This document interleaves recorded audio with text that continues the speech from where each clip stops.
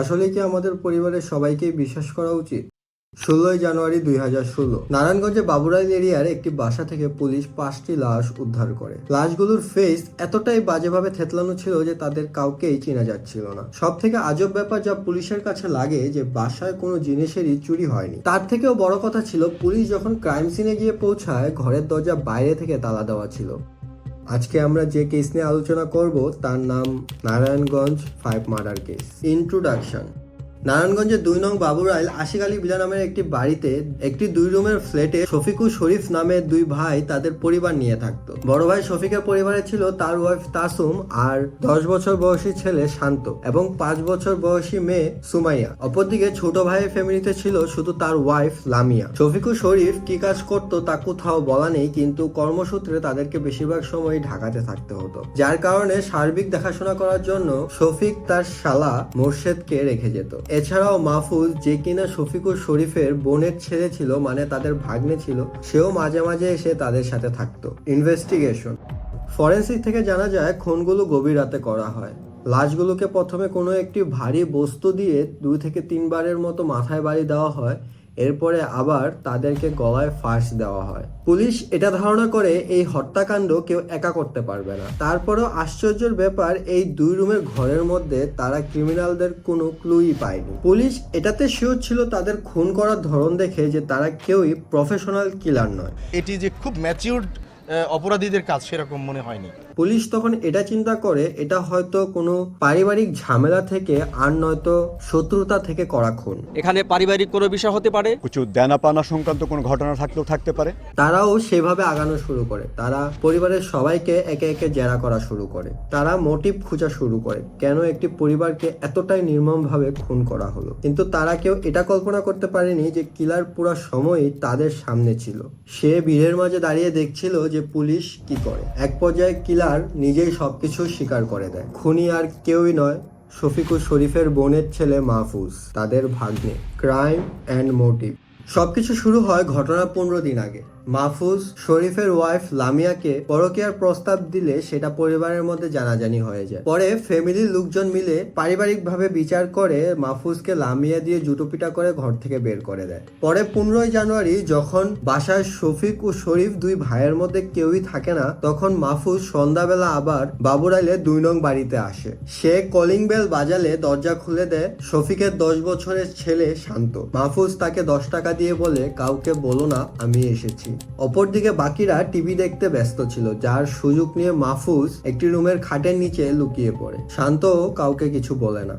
সবাই প্রতিদিনের মতো টিভি দেখে আর খাওয়া দাওয়া শেষ করে ঘুমোতে চলে যায়। আর ঠিক তখনই রাত 2:30 মাহফুজ খাট থেকে বের হয়। মোর্শেদ জেকে তাকায়, তাকে দেখতে পায়। সে সাথে সাথে তার বোন তাসুমকে ডাক দেয়। তারা দুজন মিলে মাহফুজকে জেরা করে যে এত রাতে সে এখানে কি করছে।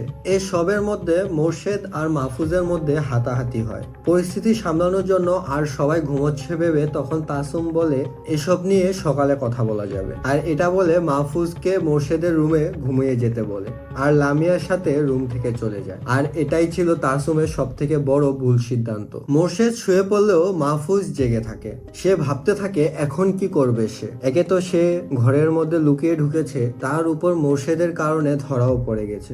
এসব কিছু ভাবতে ভাবতে এক পর্যায়ে সে একটি ভয়ঙ্কর সিদ্ধান্ত নিয়ে বসে। ঠিক 2:45 কিচেন থেকে শিলপাটা শিল নিয়ে গিয়ে সে মোর্শেদের মাথায় নির্মম ভাবে বাড়ি মারতে থাকে। এক পর্যায়ে সে তার শার্ট দিয়ে মোর্শেদের গলা পেঁচিয়ে তাকে শ্বাসরোধ করে মেরে ফেলে। পরে পরিস্থিতি পর্যবেক্ষণ করে যে পাশের রুম থেকে কিছু শুনতে পেরেছে কিনা। যখন দেখে সবকিছুই শান্ত, সে মোর্শেদের লাশের মধ্যে আগুন ধরিয়ে দেয়। সে ভেবেছিল এটিকে একটি অগ্নি ঘটনা দেখিয়ে দিবে, কিন্তু যখন আগুন পুরো রুমে ছড়ানো শুরু করে সে বুঝতে পারে সেও পুড়ে মারা যাবে। তখনই সে আগুন নিভিয়ে দেয় আর মোর্শেদের লাশকে কম্বলের মধ্যে ঢুকিয়ে দেয় আর অপেক্ষা করতে থাকে পরের শিকারের জন্য।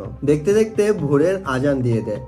তাসলিমা তখন উঠে তার ছেলে শান্তকে রেডি করে স্কুলে যাওয়ার জন্য। শান্ত রেডি হওয়ার পরে বাসা থেকে বের হয়ে যায়। তাসলিমা তখন গিয়ে আবার শুয়ে পড়ে।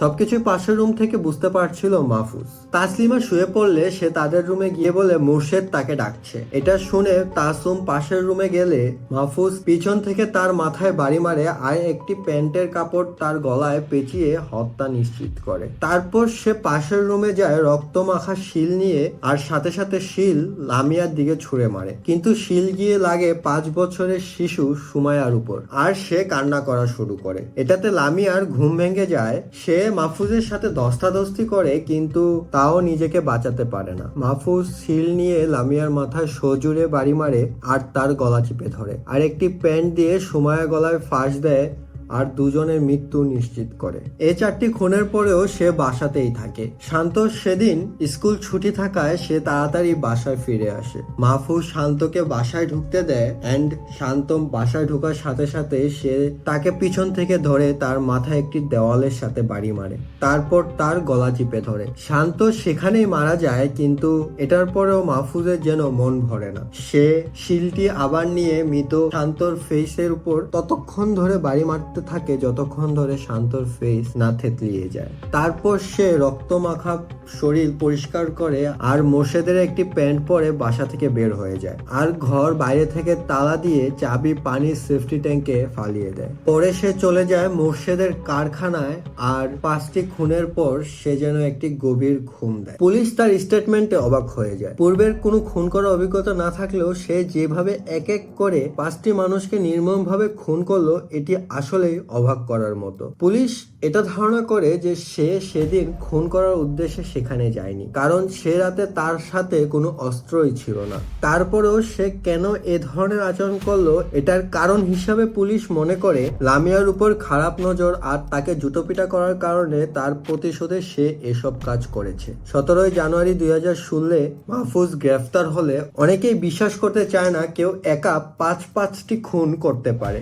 জাজমেন্ট 7 আগস্ট 2017 নারায়ণগঞ্জ জেলার আদালত থেকে 302 আর 109 ধারায় সেন্টেন্স টু ডেথ দেওয়া হয়। মাহফুজ পরবর্তীতে রায়ের বিরুদ্ধে খালাস চেয়ে হাইকোর্টে অ্যাপ্লাই করে, কিন্তু 6 ডিসেম্বর 2023 হাইকোর্ট রায় বাহুল্য রাখে।